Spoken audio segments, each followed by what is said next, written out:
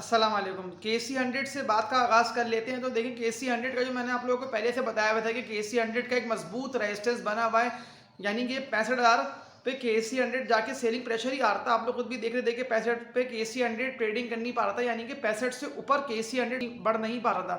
तो वो तो आप लोगों ने आज खुद देख ही लिया कि KC100 जैसी एकोमोडेशन करता हुआ 65,000 पे गया है, तो 65,000 पे एक भरपूर सेलिंग आई है KC100 के सारे स्टॉक्स में। और फिर KC100 तेजी से नीचे की तरफ ही आता रहा है। 64,300 पे फिर KC100 आया है। फिर वहाँ पे थोड़ी बहुत स्टॉक्स में एक्यूमुलेशन दिखने में आई है सेकंड सेशन में। फिर वहाँ से KC100 स्लो स्लो करके अपवर्ड की तरफ ही आया और फिर 64,500 पे KC100 की क्लोजिंग आई। इस वीडियो को लाजमी लाइक भी कर दिएगा और जो भी न्यू व्यूवर्स ये वीडियो वॉच कर रहे हैं वो इस चैनल को सब्सक्राइब भी करें, ताकि फिर आप लोगों को इस तरह की बेहतर वीडियोस मिलती रहें। तो वीडियो को लाइक और चैनल को सब्सक्राइब लाजमी कर दिया करें। दिसंबर के मंथ की अगर मैं बात कर लेता हूँ तो देखें वहाँ भी दिख रहा था कि KC100 ना एक फंसा रहा था, यानी कि 65,000 पे ना KC100 का एक मजबूत रेजिस्टेंस बना हुआ था और वहाँ पे आके फिर KC100 के और वैसे भी सारे स्टॉक्स में एक सेलिंग प्रेशर बढ़ जा रहा था और वहाँ पे फिर KC100 सस्टेन कर नहीं पाता। तो आज भी आप लोगों ने देख ही लिया कि 65,000 KC100 का एक भारी और मजबूत रेजिस्टेंस बना हुआ है। ये वाला रेजिस्टेंस अभी KC100 को ब्रेक करना है, लेकिन अभी जैसी कोई भी निचली सपोर्ट बन जाती है कि अगर 62,000 पे KC100 आता है तो फिर 62,000 पे KC100 की मजबूत सपोर्ट बन जाती है, तो फिर वहाँ से KC100 तेजी से बढ़ेगा, KC100 रेजिस्टेंस को भी ब्रेक करेगा और फिर वहाँ से 65,000 से भी ऊपर निकल जाएगा। क्योंकि देखिए अभी बहुत सारी खबरें ऐसी जुड़ी हुई हैं और IMF की न्यूज़ें भी जुड़ी हुई हैं, तो ये सब कुछ आगे आगे होगा। KC100 जो कि 65 से नीचे पे ट्रेडिंग कर रहे हैं, तो यहाँ पे अभी सारे स्टॉक्स में चल रही है एक्यूमुलेशन। तो बिल्कुल आप लोग लॉन्ग टर्म के हवाले से जो मैं आप लोगों को बता रहा हूँ स्टॉक्स, उनको आप लोग बाइंग कर लेंगे तो फिर आप लोगों को लॉन्ग टर्म में अच्छा कैपिटल गेन भी होगा। और वो सारी कंपनीज के स्टॉक्स और डिविडेंड्स और पेआउट्स वाली कंपनीज, यानी कि आप लोगों को फिर कंपनीज का डिविडेंड्स और पेआउट्स ही मिलता रहेगा। इसके अलावा एक लॉन्ग रन जैसी बुल रन आएगा तो फिर आप लोग एक अच्छा कैपिटल गेन भी आप लोग प्रॉफिट को पक्का कर लेंगे, तो वो आप लोगों को बिल्कुल होगा।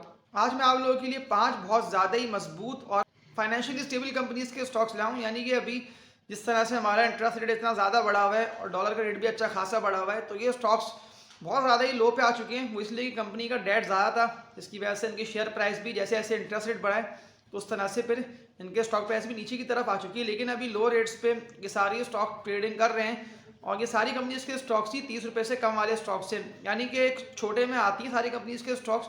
और यहाँ पे जो मैं आप लोगों को बताऊंगा इन कंपनीज के सपोर्ट लेवल्स और बाइंग जोन्स और फिर बढ़ते हुए इनका लॉन्ग टर्म टारगेट क्या होगा, तो फिर वहाँ से आप लोग अपनी वर्किंग सारी कंपनीज के स्टॉक को बाइंग करने से पहले कर भी लिएगा। वो इसलिए कि अभी ये सारी कंपनीज के स्टॉक्स अच्छे खासी नीचे आए हुए हैं। जिस तरह से अभी इंडेक्स अच्छा खासा बढ़ा है, यानी कि KC100 20 से 22,000 पॉइंट्स बढ़े हैं, तो ये सारे स्टॉक्स आप लोगों को डिप पे मिल रहे हैं।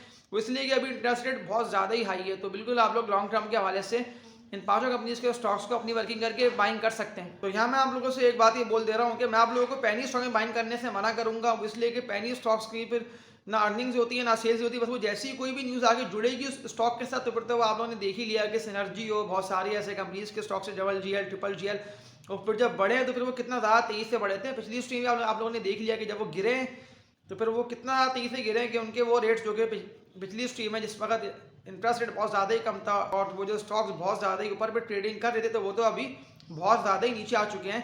तो इससे बेहतर जो मैं आप लोगों को बता रहा होता हूँ मजबूत फाइनेंशियली स्टेबल कंपनी, यानी कि कंपनीज की बैकबोन्स भी बहुत ज़्यादा ही मजबूत हो, कंपनी अर्निंग्स में हो, कंपनी की सेल्स भी चल रही हो, तो फिर आप लोग उन कंपनीज के स्टॉक्स में इन्वेस्टमेंट करेंगे या बाइंग करेंगे या फिर ट्रेडिंग भी कर लेंगे, तो वो ज़्यादा बेहतर रहेगा। निस्बत ये कि आप लोग किसी ऐसी कंपनी के स्टॉक में फंसे कि जब वो गिरे तो फिर आप लोगों की इन्वेस्टमेंट बिल्कुल फंस के रह जाए। तो उससे बेहतर कंपनी के स्टॉक में इन्वेस्टमेंट करी जाए और लॉन्ग टर्म के लिए इन्वेस्टमेंट करी जाए, तो वो ज़्यादा बेहतर है। फर्स्ट कंपनी की बात कर लेते हैं, तो ये food and personal care product के सेक्टर में कंपनी आती है जिसका नेम है ट्रीट कॉर्पोरेशन। ट्रीट इसका कोड है। अभी इस स्टॉक के ट्रेडिंग की बात कर लेते तो अभी तो स्टॉक 18, 18.5, 20 रुपये, यानी कि अभी 18 से 20 रुपये के रेंज में ये स्टॉक ट्रेडिंग कर रहा है।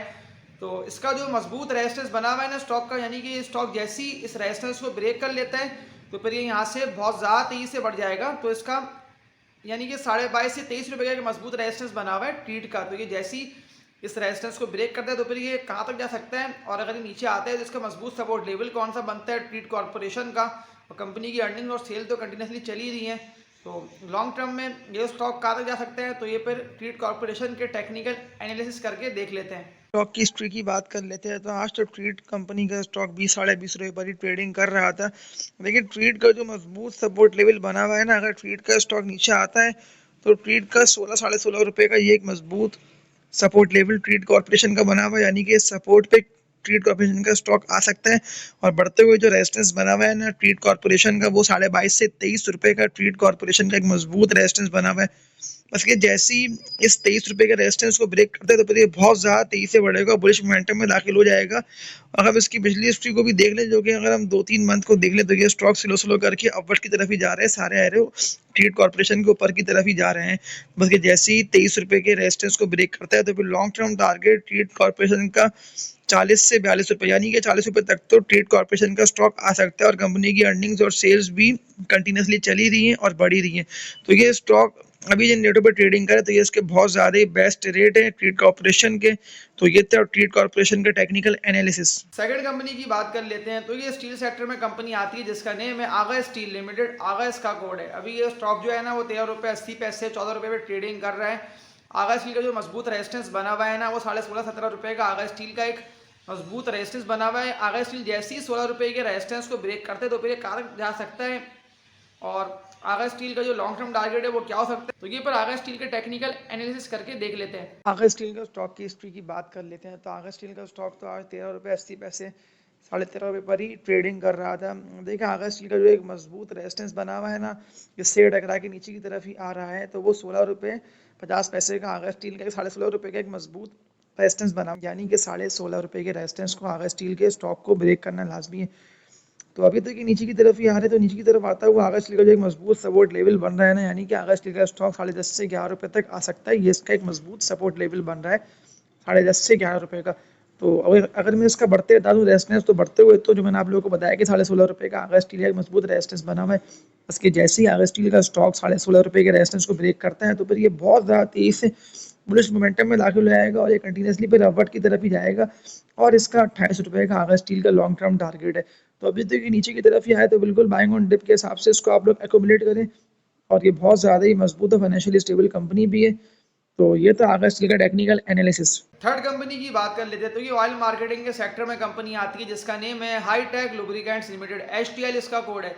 अभी ये स्टॉक जो है ना वो 25 रुपये से ऊपर पर ही ट्रेडिंग कर रहा है, यानी कि 26-27 रुपये पे HTL का स्टॉक ट्रेडिंग कर रहा है। HTL का जो मजबूत सपोर्ट लेवल बन रहा है वो HTL का मजबूत सपोर्ट लेवल बन रहा है, यानी कि अगर ये नीचे आता है तो 20 रुपये का इसका एक सपोर्ट लेवल है, यानी कि HTL का स्टॉक यहाँ तक आ सकता है। तो HTL का स्टॉक नीचे आते हुए 20 रुपये की सपोर्ट लेवल पर आके ट्रेडिंग करता है।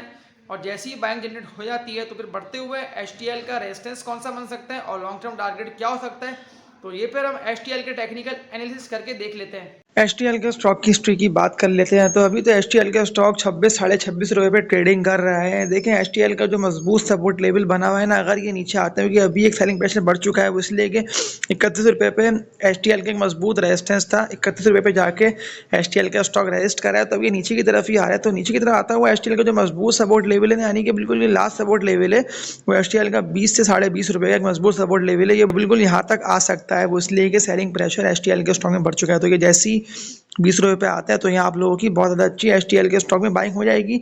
और बढ़ते हुए जैसे ही HTL के स्टॉक 31 रुपये के रेजिस्टेंस को ब्रेक करता है तो फिर ये सीधा अपवर्ड की तरफ ही जाएगा। और HTL का जो लॉन्ग टर्म टारगेट है ना, यानी कि 60 रुपये तक का HTL का लॉन्ग टर्म टारगेट रखा गया है। तो ये यहाँ तक बिल्कुल जा सकता है, बस ये जैसे ही अपने सपोर्ट लेवल पर आके ट्रेडिंग कर लेता है और बाइंग जनरेट हो जाती है तो ये तेज़ी से अपवर्ड की तरफ ही बढ़ेगा। और कंपनी की अर्निंग और सेल भी बहुत ज़्यादा बेहतर चल रही हैं। तो ये था HTL का टेक्निकल एनालिसिस। चौथी कंपनी की बात कर लेते हैं, तो ये food and personal care product के सेक्टर में आती है जिसका नेम है फौजी फूड्स लिमिटेड। FFL इसका कोड है। अभी तो FFL का स्टॉक 10.5 से 11 रुपये पे ट्रेडिंग कर रहा है, लेकिन जो मजबूत रेजिस्टेंस बना हुआ है ना FFL का, वो बना हुआ है 11.5 रुपये का एक मजबूत रेजिस्टेंस। ये तो अभी इससे नीचे पे आके ट्रेडिंग कर रहा है। तो FFL जो है बहुत ज़्यादा ही मजबूत फाइनेंशियली स्टेबल कंपनी है। अब तो ये कंपनी की अर्निंग्स भी बेहतर चल रही है, सेल्स भी कंटिन्यूसली चल ही रही है। तो अभी तो ये स्टॉक में भरपूर तरीके से आप लोग को देख रहे हैं, पिछले 1-1.5 महीने से बाइंग भी जनरेट हो चुकी है और वॉल्यूम्स भी FFL के स्टॉक में बहुत ज़्यादा ही अच्छे बन रहे हैं। तो बढ़ते हुए FFL का रेजिस्टेंस कौन सा बन सकता है और लॉन्ग टर्म टारगेट क्या हो सकता है, और अगर ये नीचे आते तो फिर FFL का मजबूत सपोर्ट लेवल नीचे आके क्या हो सकता है, तो ये पर हम FFL के टेक्निकल एनालिसिस करके देख लेते हैं। FFL के स्टॉक की हिस्ट्री की बात कर लेते हैं। तो FFL 10.5 रुपये पे ट्रेडिंग कर रहा है, यानी कि 10 से लेकर 10.5 रुपये के दरमियान ये FFL का स्टॉक एक्यूमुलेशन और ट्रेडिंग कर रहा है। और लेकिन अगर ये नीचे आता है वो इसलिए कि 11.5 रुपये का FFL का एक मजबूत रेजिस्टेंस बना हुआ है। तो ये इससे नीचे की तरफ ही आ रहा है 11.5 रुपये से नीचे की तरफ ही। तो ये नीचे की तरफ और मजीद कितना आ सकता है, तो वो यहाँ तक आ सकता है यानी कि 8 साढ़े 8 रुपये पे एफएफएल का एक सपोर्ट लेवल बना हुआ है इनिशियल, यानी कि 8.5 रुपये की सपोर्ट लेवल अगर एफएफएल का स्टॉक बना लेता है, वो इसलिए दिखने में नहीं आ रहा है, वो इसलिए कि एफएफएल अभी इससे ऊपर पर ही ट्रेडिंग करे, लेकिन अगर ये नीचे आता है तो 8.5 रुपये पे एफएफएल की आप लोगों की बहुत ज़्यादा अच्छी बाइंग हो जाएगी, और ये बढ़ते हुए जैसे ही 11.5 रुपये के रेजिस्टेंस को एफएफएल का स्टॉक ब्रेक कर दे तो फिर ये सीधा अपवर्ड की तरफ ही चला जाएगा, यानी कि 15-16 रुपये तक तो एफएफएल का स्टॉक बिल्कुल चला जाएगा। और कंपनी भी अर्निंग्स में आ गई है और सेल्स भी कंपनी की चली रही है, तो बिल्कुल ये यहाँ से तेजी से बढ़ सकता है। और 16 रुपये का जो मैंने आप लोगों को बताया, तो एफएफएल का स्टॉक 16 रुपये का टारगेट बिल्कुल हासिल कर सकता है। इसलिए कंपनी की देखिए अर्निंग्स और सेल्स कंटिन्यूसली चली रही थी, लेकिन पिछली स्ट्रीम में तो अर्निंग्स थी माइनस में, लेकिन अभी कंपनी जो है वो अर्निंग्स में आ गई है और सेल भी कंपनी की कंटिन्यूसली चली रही है और एक ग्रोथ ही आ रही है। और पिछली स्ट्रीम भी देखा जाए तो ये 18.5-20 रुपये पे भी ट्रेडिंग कर रहा था। बिल्कुल एफएफएल का फर्स्ट टारगेट 16 रुपये का है कि जैसे ही 16 रुपये पे आके ट्रेडिंग कर लेता है तो फिर ये सीधा 18.5 से लेके 20 रुपये पे जा सकता है। लेकिन अभी ये स्टॉक एक्यूमुलेशन और बाइंग के जोन में है, तो बिल्कुल एफएफएल के स्टॉक में ट्रेडिंग के हवाले से ही बहुत ज़्यादा अच्छा स्क्रिप पे। और तो ये था एफएफएल का टेक्निकल एनालिसिस। पांचवी कंपनी की बात कर लेते हैं, तो ये स्टील सेक्टर में कंपनी आती है जिसका नेम है आयशा स्टील लिमिटेड, एएसएल इसका कोड है। अभी तो एएसएल का स्टॉक 8.5 रुपये पे, यानी कि 8 रुपये 30 पैसे पे आज के दिन की क्लोजिंग आई है। ये इन्हीं रेट से ट्रेडिंग कर रहा है। एएसएल का जो मजबूत रेजिस्टेंस बना हुआ है ना, वो 9 रुपये का एएसएल का मजबूत रेजिस्टेंस बना हुआ है। देखिए इस कंपनी का जिस तरह से स्टॉक प्राइस बहुत ज़्यादा तेजी नीचे की तरफ आया ना, पिछली स्ट्रीम में तो ये 20 रुपये से ऊपर पे ट्रेडिंग कर रहा था, तो नीचे आने की वजह थी ना, वो इसकी एक मेन वजह यही है कि इंटरेस्ट रेट इतना ज़्यादा बढ़ गया है, जिसकी वजह से इस कंपनी की अर्निंग्स बहुत ज़्यादा ही कम हो गई है और एक डिमांड भी कम हो चुकी थी। सेल्स तो कंपनी की कंटिन्यूसली चली रही हैं, लेकिन एक डिमांड खत्म हो जाने की वजह से और इंटरेस्ट रेट ने इस कंपनी की अर्निंग्स बिल्कुल ही कम कर दी, तो इसी वजह से इसके स्टॉक प्राइस पर भी असर पड़ा, वो भी तेज़ी से नीचे की तरफ ही आता रहा। एएसएल का जो मजबूत सपोर्ट लेवल बना हुआ है ना, वो 5.5 रुपये का एएसएल का मजबूत सपोर्ट लेवल बना हुआ है, यानी कि यहाँ तक ये दोबारा आ सकता है, क्योंकि ये अभी एएसएल 5.5 रुपये की सपोर्ट को ही बना के 23 से ऊपर गया था, तो फिर वापसी अगर नीचे आता है तो इसका मजबूत सपोर्ट लेवल एएसएल का 5.5 से 6, यानी कि 6 रुपये तक ये बिल्कुल आ सकता है। लेकिन एएसएल का स्टॉक लॉन्ग टर्म में कहाँ तक जा सकता है और बढ़ते हुए एएसएल के रेजिस्टेंस कौन से बनेंगे, तो ये फिर हम एएसएल के टेक्निकल एनालिसिस करके देख लेते हैं। एयरसेल के स्टॉक की हिस्ट्री की बात कर लेते हैं, तो देखिए एयरसेल का जो रेजिस्टेंस बना हुआ है ना, वो 9 रुपये पे एयरसेल का एक मजबूत रेजिस्टेंस बना हुआ है। अभी तो एयरसेल का स्टॉक 8 से 8.5 रुपये पर ही ट्रेडिंग कर रहा है, लेकिन ये नीचे की तरफ ही आ रहा है और एक सेलिंग प्रेशर बढ़ चुका है। वो इसलिए कि कंपनी का जो लॉन्ग टर्म डेट है ना, कर्जा, वो बहुत ज़्यादा ही है, तो अभी ये नीचे की तरफ ही आ रहा है। इसी वजह से नीचे की तरफ आता हुआ एयरसेल का जो मजबूत सपोर्ट लेवल बन रहा है ना, वो इनिशियल बेसिस पे एयरसेल का मजबूत सपोर्ट लेवल बनना है 6 रुपये का, यानी कि ये 6 रुपये तक बिल्कुल आ सकता है। तो अगर आप लोगों को ये यहाँ मिल जाता है तो आप लोगों की एयरसेल के स्टॉक में बहुत ज़्यादा ही अच्छी बाइंग हो जाएगी। लेकिन ये जैसे ही इस 9 रुपये के रेजिस्टेंस को ब्रेक करता है, यानी कि इंटरेस्ट रेट का कम होना इस कंपनी के लिए बहुत ज़्यादा ही फायदेमंद हो सकता है। तो ये 9 रुपये के रेजिस्टेंस को जैसे ही ब्रेक करता है तो ये सीधा फिर अपवर्ड की तरफ ही चला जाएगा। तो आप लोगों ने खुद एयरसेल के स्टॉक को पिछली स्ट्रीम में देख ही लिया है कि किस तरह से इतना ज़्यादा बुलिश मोमेंटम में दाखिल था और 20 रुपये से ऊपर बड़ी ट्रेडिंग कर रहा था। तो ये जैसे ही इस 9 रुपये के रेजिस्टेंस को ब्रेक करता है तो ये इसका फर्स्ट टारगेट है कि सीधा 15.5 से 16 रुपये तक जा सकता है, यानी कि 16 रुपये का इसका फर्स्ट टारगेट है, ये बिल्कुल यहाँ तक आ सकता है।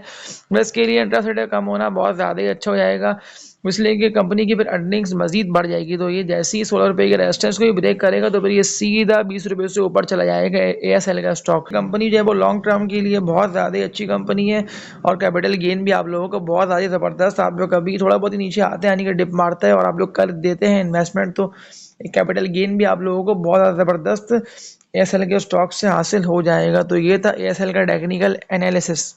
तो ये पांचों कंपनीज के स्टॉक्स, मेरा आप लोगों को बताने का मकसद ही ये है कि पांचों ही बहुत ज़्यादा ही अट्रैक्टिव रेट्स पर ही ट्रेडिंग कर रहे हैं।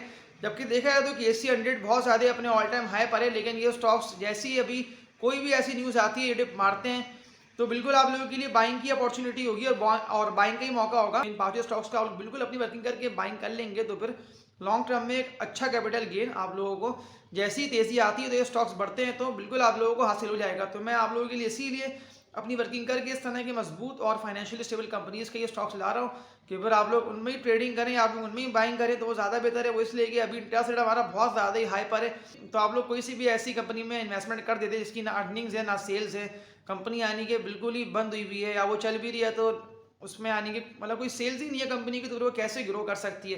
तो उससे बेहतर ये है कि स्टेबल कंपनी के स्टॉक में इन्वेस्टमेंट करी जाए और लॉन्ग टर्म इन्वेस्टमेंट हो तो वो ज़्यादा बेहतर है। यानी कि लॉन्ग टर्म से मुराद ये है कि साल 1.5 साल के लिए आप लोग कम अज़ कम इन्वेस्टमेंट करें।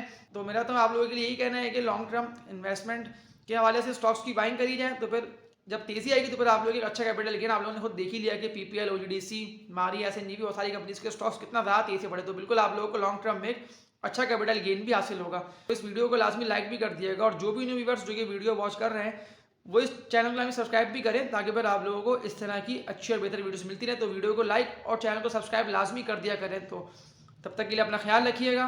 अल्लाह हाफिज़।